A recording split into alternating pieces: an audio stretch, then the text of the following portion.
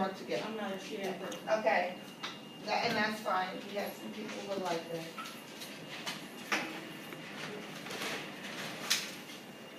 The investing in nurturing. Yes, okay, we need to work together, we're gonna have to work together at some point, okay? So we're on their part,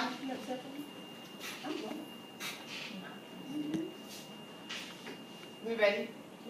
All right, good morning, thank you for coming, okay? I need you to go ahead and log on to your part, which is the way that you can deliver presentations. And we're going to start out with, we're going to talk about some strategies that we could use for our children, that especially our males that are in class that are somewhat disengaged, disinterested. They tend to act out and find yourself having to redirect and correct misbehavior. So we're going to start out with something that's I've used before, and many teachers here have used. Let's go to Kahoot. Go to Kahoot. And we're going to do it under class. I need you to log in.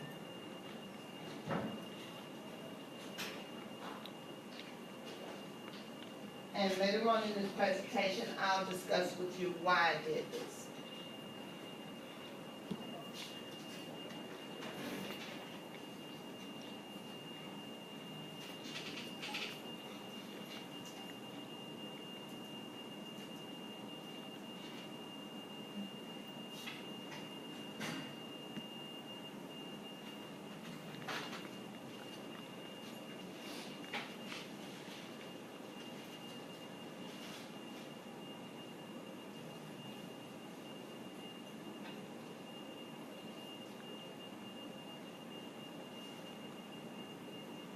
Okay, we have 3 people in. You ready? Okay. All right, so let's get started.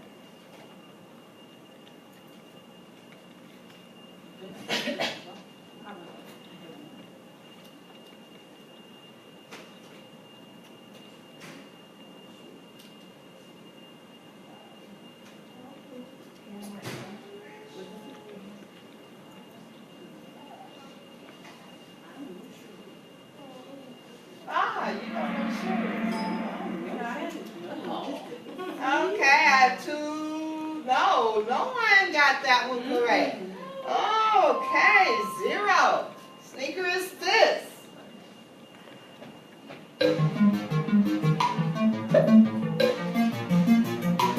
And we used to say I'm not afraid.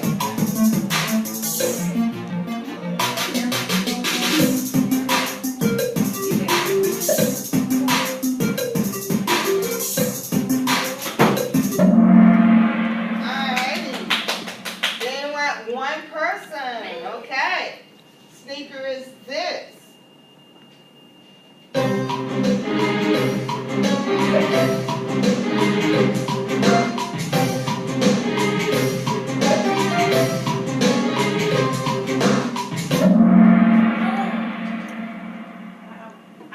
One person. Okay.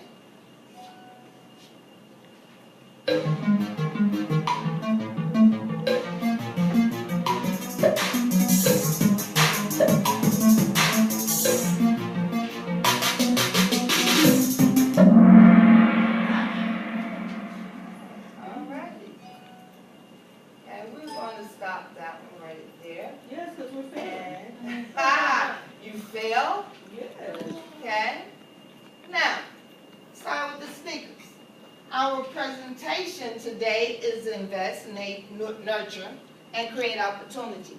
Practical strategies to engage urban males in mathematics class. Our kids no shoes.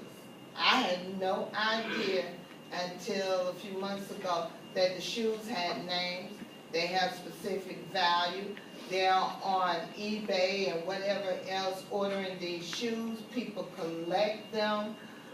There's stories behind it. Nike hired people to come in and do special designs I found out that Michael Jordan at one point was leaving Nike until they brought in this designer to design another shoe for him. Our kids know, when I play this with them, they know the shoes. They know them. We don't. So that's something they're interested in. So we need to find out, what do the kids know, right? I am Lorraine Smith Davis. And our goals for this particular presentation is to shift paradigms concerning the conduct, attentiveness, and performance of young urban males in our classes, to equip teachers with practical strategies to engage students, encourage open dialogue concerning teachers' purpose and beliefs. And our objectives, what does the statistics reveal? Is there parent and administrative support? What does engagement look like? Why is high-stake testing our focus? What is motivation, and what are some strategies and rationales to help? Okay. Now, behind every fact is a face. Behind every statistic is a story. Behind every catchphrase is a young person whose future will be lost if something is not done immediately to change his or her reality. And when it comes to young African American men, the numbers are staggering and the reality is sobering. With your neighbor, person closest to you, your partner, just briefly discuss, what does that mean to you? What is your impression?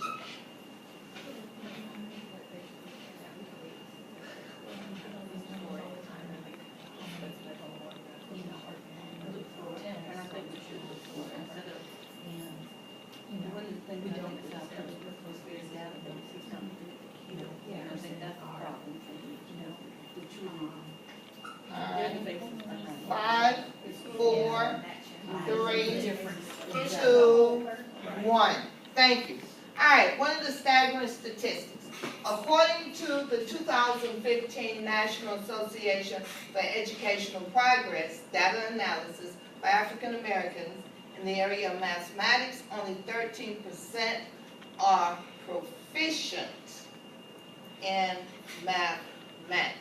Okay, there are some other statistics, sobering, dismal, concerning African American males. I need you to now take this time to draw a symbol or illustrate what are some of the other things that are out there concerning African American males.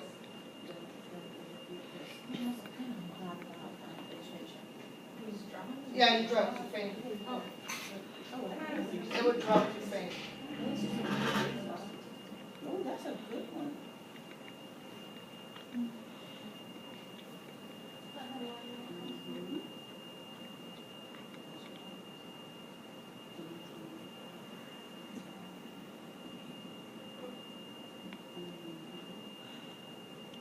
Is mine going up there, or how? And will you have to hit, We are being. send? Oh, When you hit send, it'll come in. When you hit send, it'll come in.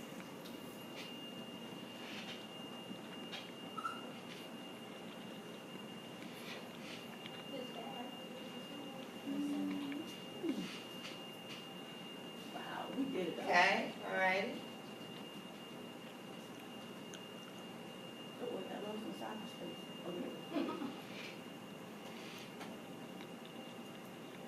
So children also, when you get them, when you use this in the class, for whatever you're doing, they like for you to highlight it, to talk about it. Color share.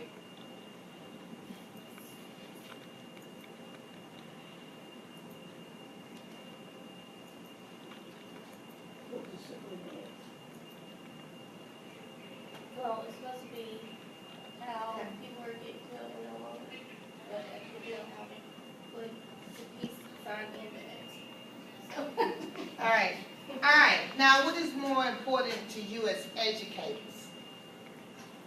Administrative support, Please pause parental interruption. support.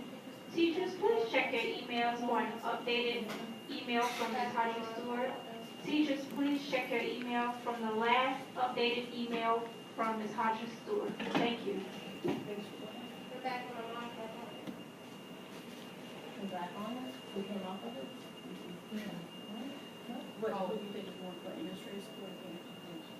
So we moving from, now we're back.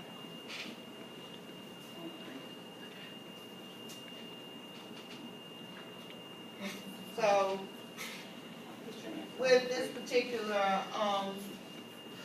delivery, you can also take polls, see, what gauge your classes. Find out how your children are thinking. Sober.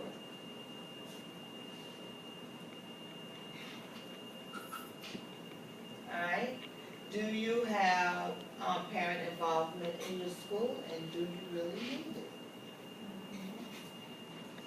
Allows you to give children an open-ended question. It's not a necessary yes or no, wrong or right.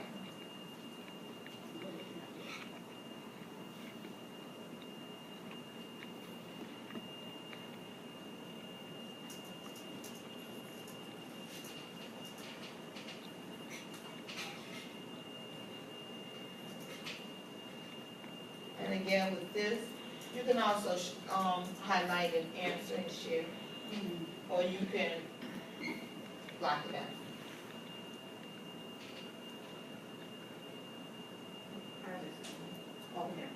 Alright, administrative support. Do you really need it when you close the door to your classroom? You're teaching your students.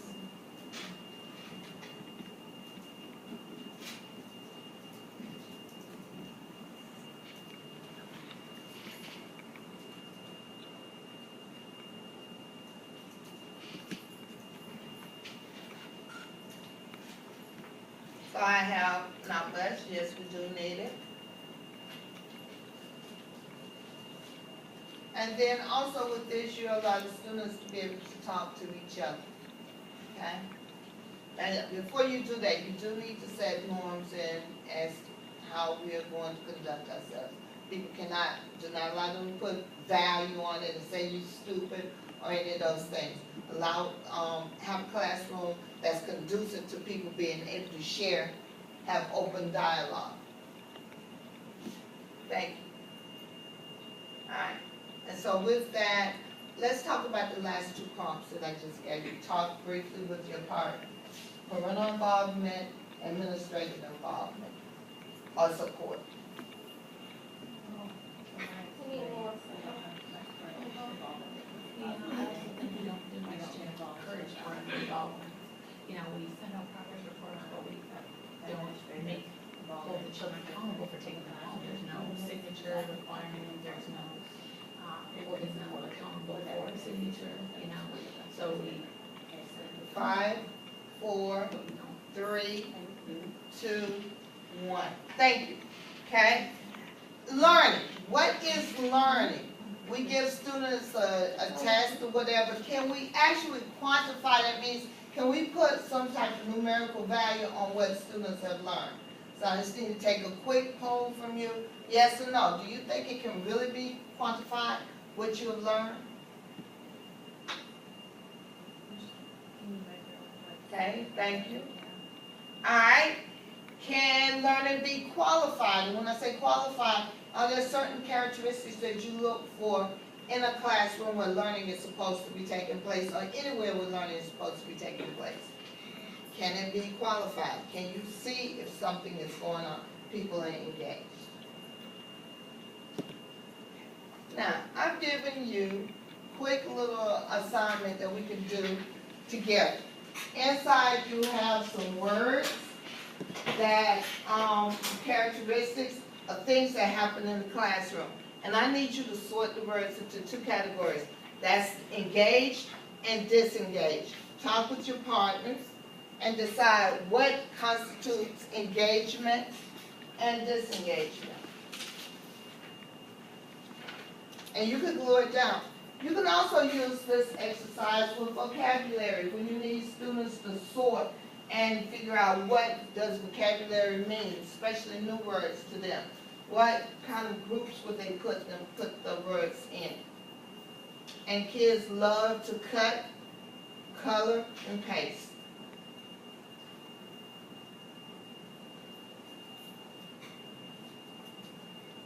And talk. Education is very interactive.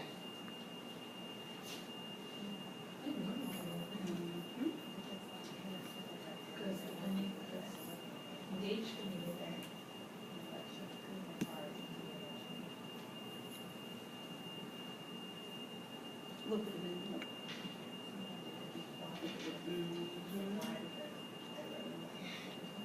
Okay, I'd like you all to share one of the things that you talked about over here. Well, we looked at some of the things and decided there could be a combination of both. Okay. Because, depending upon the activity, they could be engaged and be quiet, or they could be disengaged and be quiet. Yeah, depending on the topic, they could be emotional. Okay. All right, over here, share something with us that you all talked about. We talked about the movement and the talking can go actually in the middle because you can be up, moving and talking and engaged and disengaged. Like it can be active movement, you know, but it can also be movement and talking on disengaged because it's not appropriate. Okay. So we all agree that learning can be more qualified. You can look and see what students that are learning and enjoying class more than likely are not misbehaving and being put out of class. And whatever is going on in the classroom, they're taking some of this in. All right, briefly, right now, what was one of your best math memories? Math class. The math seems to be that subject that everybody's like, "Ooh, I'm not very good at that." What's one of your best math memories? Projects. Okay. Grocery store projects and stuff like that, like real world projects. Can it be, Put it down, put it on, okay, there we go, we have making, a B. All right, I'm okay, not good at smart, that. okay, all right. Grocery store projects, okay, I don't know if this applies. it's your memory, I can't tell you, your memory doesn't apply. I can't tell you that. Well, it wasn't math, well, it's math related, but it's more about my math teacher. You had a good There you go. That's a memory, it's a memory concerning your math. Because I hated math up until one day. All right. So 5th grade math teacher, very impactful. Okay, worst math memory. What's that thing that make you cringe when we say mathematics?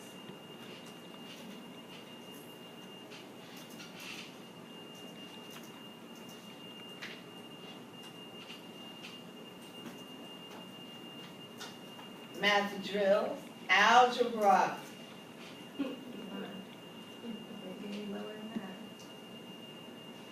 Crying. The same class you made to be. No, this is my senior year. Okay. Because I put off into my senior year. All right, and, okay, this right here, I think when it came up for you all, you could fill in the blanks, right? And mine is showing it. And this is something I did not realize until recently. And I have the answers up here so that we can go ahead and move on. Lawyers take the LSAT to go to law school.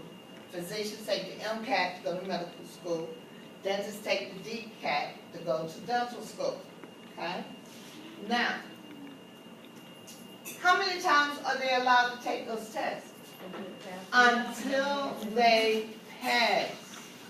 Now, we all agree that those professions require people that are smart, correct? All right, so they're smart. We would think those were the upper students, high quality. Okay, but they take a test over and over until they pass.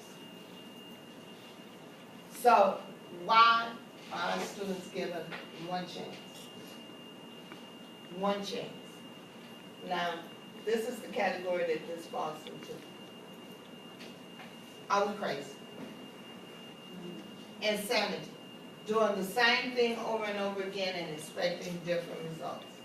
We give these kids a test with words that come out of wherever, problems that come out of whatever, and say, oh, you didn't pass it. So you're not very smart, and we need to give you remedial classes and interventions. All right. On your screen, you can read the statistics concerning behavior and discipline and the number of students that are in schools and what's happening to them.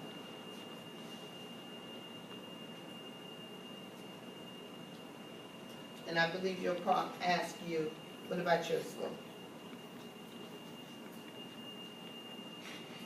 What about, who are they in your school?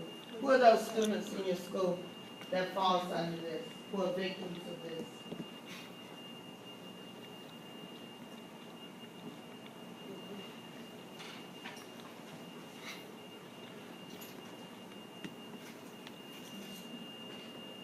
Even what do they look like? Because the sad reality is they even have a certain look, and they have a certain look.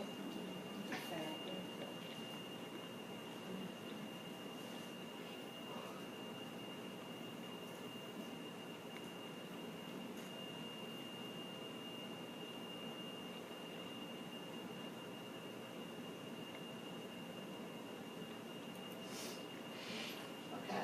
Motivation. I started out this presentation with us doing cahoots, because motivation does not necessarily have to come from your lesson that you have planned. Sneakers, great motivator. Doing it on cahoots, the kids get all excited, the music is good, I get excited, and then I always learn something from the students, okay? So motivation should be fine-tuned, should start with the question, encourage students, encourage them to beat their personal best, connect to abstract learning, concrete situations, and make it social. Make it social is the most important thing for middle school. Students have to establish a relationship with the people they're in the room with, as well as their teachers. I mean, students really connect to you if they think that you care, okay? So I'm going to end this with this.